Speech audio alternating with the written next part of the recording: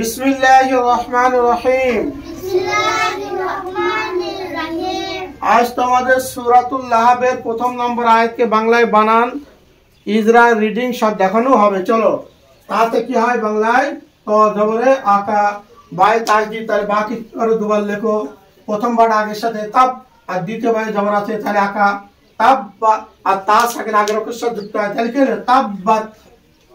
ইয়া জবর ইয়া, তারপরে দেখো দালে দ, জবরে আকা, ইয়া দা, আর আলিফ খালি ডাইনে জবর এক আলিফ টান। কিন্তু এখানে হচ্ছে কি মাদের পরে এই যে চিহ্নটা এখন দেওয়া হচ্ছে, এই চিহ্নটা উদ্দেশ্য নয়। আসল মাদের পরে যদি নকল হামজা আসে, সেখানে এক আলিফের জায়গায় 2 থেকে আড়াই আলিফ টেনে পড়তে হয়, একে মাধ্যম মুনফাসিল বলে। সেখানে এরকম পাতলা ভাবে চিহ্ন দেওয়া থাকে। তাহলে কি হবে?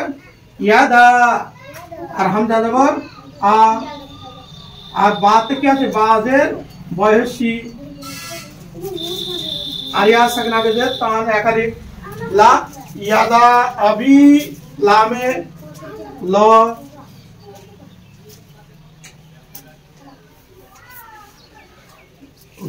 লামে কি হয়?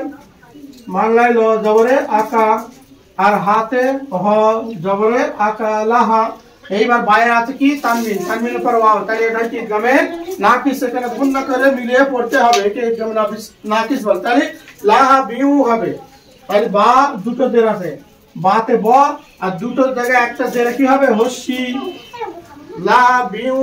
আর ওয়াও যেহেতু এখানে ইদগামে নাকিসের কায়দা, এটা গুণনা সেই পড়তে হবে। তাহলে বিউ হস্য লেখো, বিউ লাহা বিউ, ওয়া জবর ওয়া, ওয়া জবর ওয়া, তাতে ত জবরে আকা, বাই তাজদিদ আছে, তাহলে বাটাকে কি করে দুবার লেখো?